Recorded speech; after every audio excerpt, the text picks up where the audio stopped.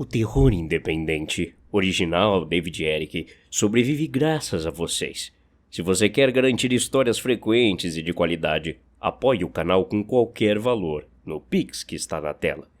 Ajude a manter nossos vídeos no ar. Contribua com o projeto David Eric. Esses valores serão destinados para gastos de tradução das histórias para outros países. Nos ajude a crescer. Faça parte disso. A gente se acostuma muito rápido com o conforto, né? Essa é a grande armadilha. Você compra um carro novo, cheio de siglas, de assistentes eletrônicos, e começa a acreditar que está dentro de uma bolha impenetrável. Controle de tração, frenagem automática de emergência, detector de ponto cego, câmeras 360 graus. Você se sente o capitão de uma nave espacial blindada, cruzando a noite com ar-condicionado digital e isolamento acústico que transforma o mundo lá fora em um filme mudo. Eu sou representante comercial. Não que minha profissão importe, mas passo mais tempo sentado no banco do meu sedã do que no sofá da minha casa. Conheço cada buraco da rodovia Marechal Rondon, cada radar escondido, cada posto de gasolina que serve café velho às 3 da madrugada. Eu achava que conhecia a estrada. Achava que o perigo eram os caminhoneiros dormindo no volante ou os animais cruzando a pista. Nunca tive medo de dirigir à noite. Na verdade, eu preferia. O trânsito some, o calor infernal do interior de São Paulo dá uma trégua e a estrada vira um túnel de luz e asfalto. É hipnótico. Ou pelo menos era. O que vou contar aqui não é uma reclamação sobre a montadora. Eu não quero garantia, não quero recall, não quero que troquem meu carro. Só quero avisar. Se o seu carro começar a apitar, avisando que tem algo atrás de você, e você olhar e não vir nada, não desça para limpar o sensor. Apenas engate a primeira e passe por cima do que estiver atrapalhando. Acredite em mim. A tecnologia não erra.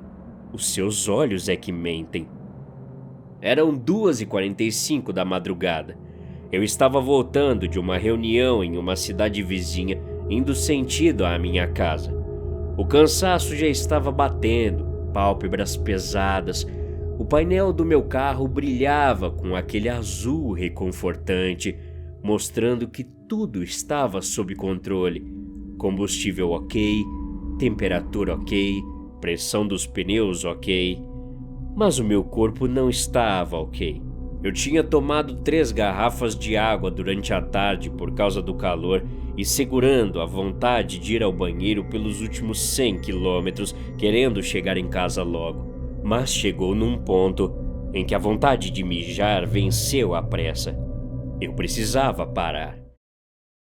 Olhei para o GPS. O próximo posto de serviço estava a 30 quilômetros. Eu não ia aguentar.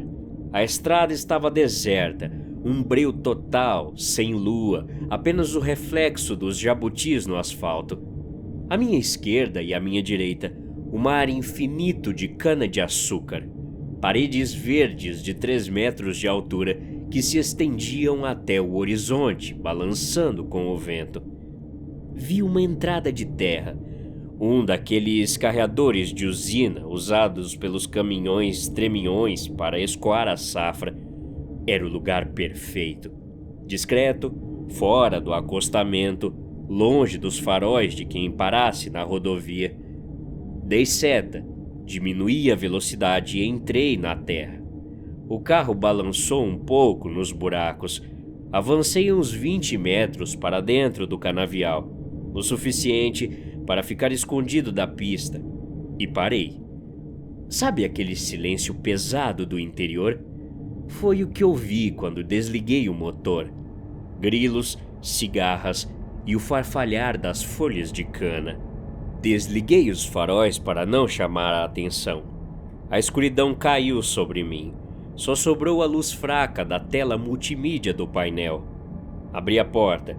O cheiro de terra, poeira e melaço invadiu o carro. Desci. Deixei a porta do motorista aberta para ter um pouco de luz e fui até a beira do mato. Fiz o que tinha que fazer rápido. A sensação de estar exposto no meio do nada dá um medo do cacete. Eu me sentia observado. A cana é alta, densa. Qualquer coisa poderia estar a 1 metro de mim parada e eu não veria. Terminei, fechei o zíper e voltei quase correndo para o banco do motorista. Bati a porta, travei, respirei fundo. O cheiro de ar-condicionado me acalmou. Pronto, agora é só voltar para casa. Pisei no freio, apertei o botão de partida. O motor acordou suave. Coloquei o câmbio na posição de ré.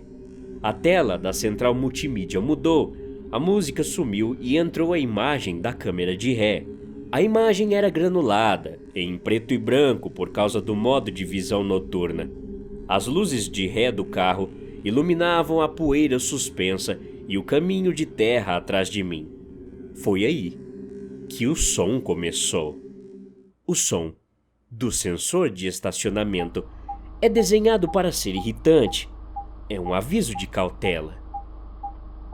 O intervalo era de 1 segundo. Isso indica um obstáculo mais distante. Franzi a testa. Olhei para a tela. Não havia nada. Apenas o chão batido de terra. E lá no fundo a silhueta da cana. Olhei pelos retrovisores laterais. Nada. Olhei pelo retrovisor central. Nada. Deve ser um tufo de mato alto, pensei.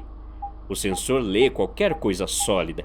Às vezes até um desnível no chão ativa o alerta. Soltei o pé do freio devagar para o carro começar a andar para trás. O ritmo acelerou. Obstáculo a 70 centímetros. Parei o carro imediatamente. Se fosse mato, o som seria constante, certo? O mato não se mexe na direção do carro. Mas o som tinha acelerado rápido demais para a velocidade que eu estava. Parecia que o obstáculo tinha se aproximado de mim, e não eu dele. Olhei para a tela de novo.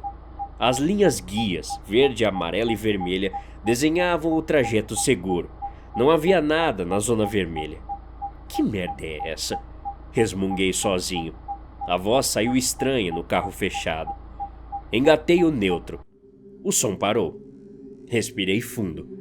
O cansaço devia estar me deixando paranoico. É um sensor sujo só, com certeza. Entrei na terra, levantou poeira, grudou barro nos sensores do para-choque traseiro e agora o sistema está lendo a própria sujeira como uma parede. Normal. Engatei a ré de novo. Eu precisava sair dali. Só ia ignorar o sensor. Eu tentei acelerar um pouco mais, pensando, seja lá o que for, eu passo por cima. Mas o meu carro tem aquele sistema maldito de frenagem autônoma de manobra. Quando o sistema detectou a colisão iminente com o nada que ele estava vendo, travou as rodas. O pedal do freio tremeu debaixo do meu pé e o carro estancou com um tranco seco, fazendo meu pescoço ir para a frente. No painel, uma luz vermelha piscou e um ícone de colisão traseira apareceu. O som era contínuo agora. Impacto, distância zero. O suor frio começou a escorrer pela minha têmpora. Eu estava parado. O carro se recusava a andar para trás. O sensor gritava no meu ouvido que havia algo colado no meu para-choque, mas a câmera mostrava o vazio. Eu tinha duas opções. Tentar manobrar para frente, o que era difícil, porque o canavial na frente era fechado e eu precisava de espaço para esterçar, ou descer e limpar a porcaria do sensor. Olhei para a escuridão lá fora. A última coisa que eu queria era sair daquele carro, mas o som contínuo estava me enlouquecendo.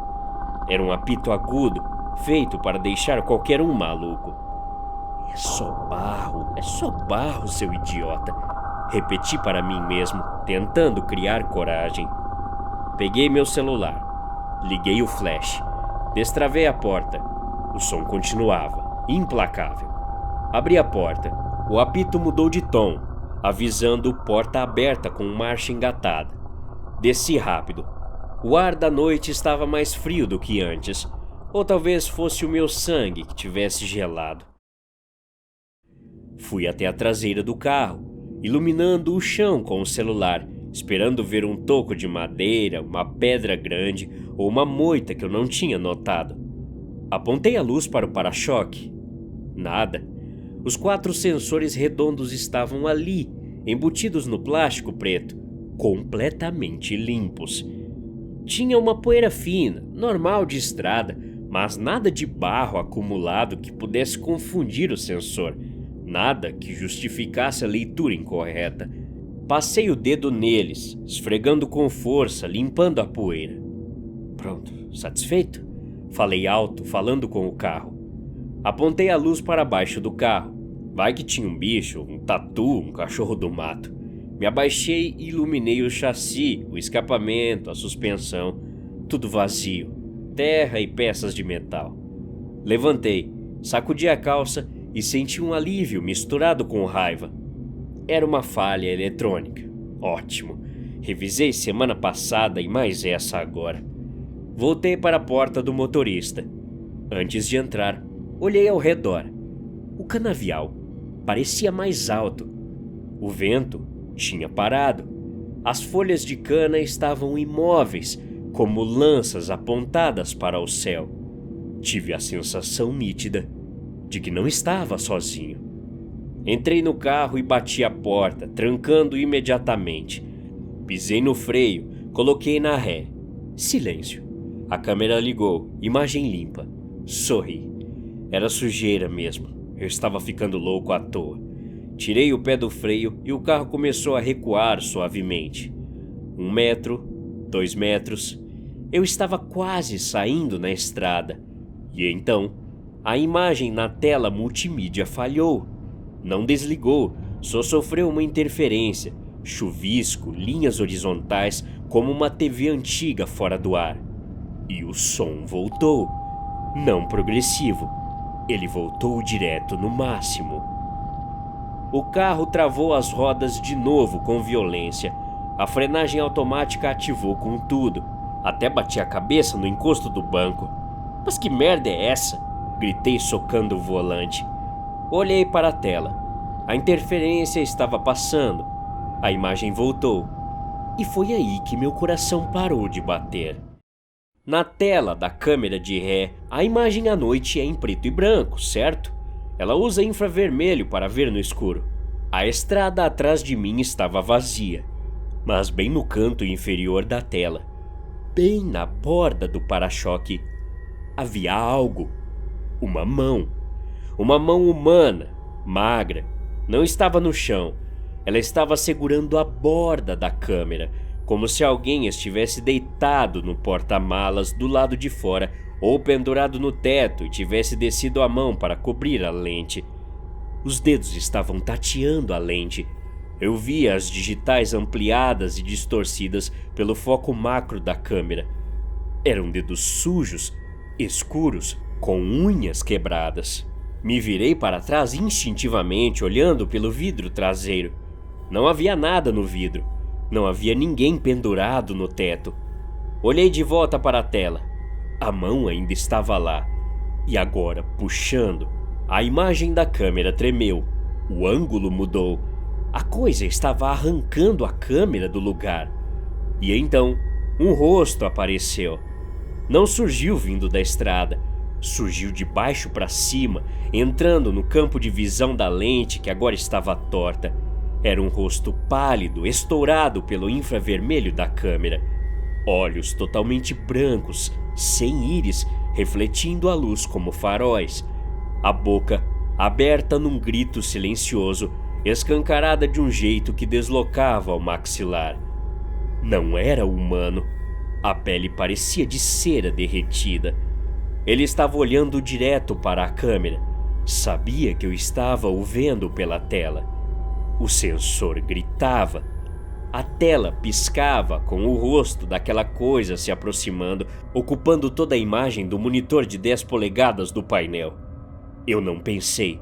Joguei o câmbio para frente, Girei o volante todo para a esquerda, mirando na valeta, mirando no canavial, em qualquer lugar que não fosse a ré. Pisei fundo no acelerador. O carro cantou pneu na terra solta. O motor rugiu. O carro deu um pulo para frente, invadindo o meio do mato. Ouvi o som de cana batendo na lataria, riscando a pintura, quebrando o retrovisor. Mas não parei. Fiz a volta no meio do canavial, amassando a plantação, sentindo o carro pular nos buracos violentamente. A central multimídia desligou a câmera de ré assim que engatei para ir para frente, voltando para o mapa do GPS. A imagem do rosto sumiu, mas o medo não. Consegui alinhar o carro com a saída. Acelerei para a estrada. O pneu mordeu o asfalto. O tranco foi forte. Entrei na rodovia sem olhar se vinha caminhão. Se viesse, que me atropelasse. Seria melhor do que ficar ali. Acelerei. 80 km por hora. 100, 140. O carro tremia. Eu tremia. Olhei pelo retrovisor interno. O banco de trás estava vazio.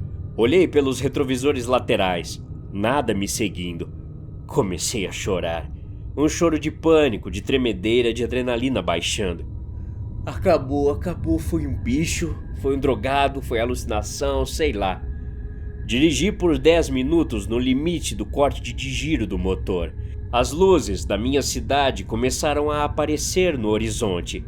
A civilização, postes de luz, pessoas. Comecei a diminuir a velocidade, voltando a respirar. A lógica tentava voltar para a minha cabeça. Era um rosto, ok, mas câmeras distorcem. Podia ser um saco plástico preso no para-choque. A mente cria monstros nas coisas. Eu estava quase acreditando nisso, quase me acalmando. Estava a 110 km por hora na pista da esquerda. Foi quando o painel do carro acendeu uma luz amarela e apitou um alerta suave. Olhei para o painel de instrumentos. Não era combustível, não era óleo. Era o ícone do carro visto de cima, com a parte traseira piscando em vermelho. A mensagem significava: porta-malas aberto. Meu sangue gelou. Eu não tinha aberto o porta-malas em momento nenhum. Se o aviso acendeu agora, a 110 km por hora, significava que a trava tinha sido solta, ou alguém tinha soltado. E então, o som voltou.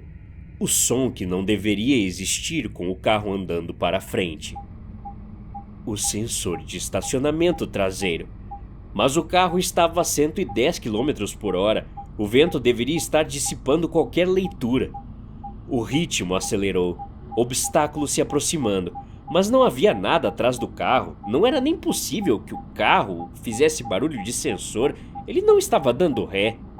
O sensor não estava detectando algo fora do carro se aproximando do para-choque. Os sensores modernos têm um campo de leitura que pega um pouco para dentro se a tampa do porta-malas estiver entreaberta. O obstáculo não estava vindo da rua. O obstáculo estava dentro do porta-malas e agora se movendo em direção ao banco traseiro. Não lembro de ter batido. A polícia diz que eu perdi o controle, atravessei o canteiro central e capotei 4 vezes antes de parar no acostamento da pista contrária. Dizem que é um milagre eu estar vivo. O carro deu perda total. A traseira foi destruída.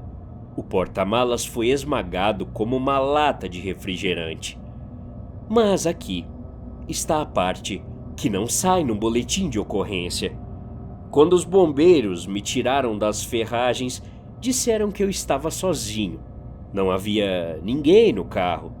Mas, quando foram cortar a lataria para soltar as minhas pernas, eles acharam algo preso no mecanismo da trava do porta-malas, pelo lado de dentro. Não era um defeito mecânico. Encontraram pedaços de unhas humanas, arrancadas pela raiz, cravadas no metal, como se alguém estivesse se segurando ali dentro com uma força descomunal para não ser jogado para fora durante o capotamento. Eu comprei outro carro ontem, um modelo 1998, básico, sem sensor de ré, sem câmera, sem computador de bordo. Se tiver algo atrás de mim agora, eu prefiro não saber, porque a tecnologia não serve para te proteger do que está lá fora. Ela serve apenas para te mostrar, em alta definição, que você nunca esteve sozinho. Até a próxima. Obrigado.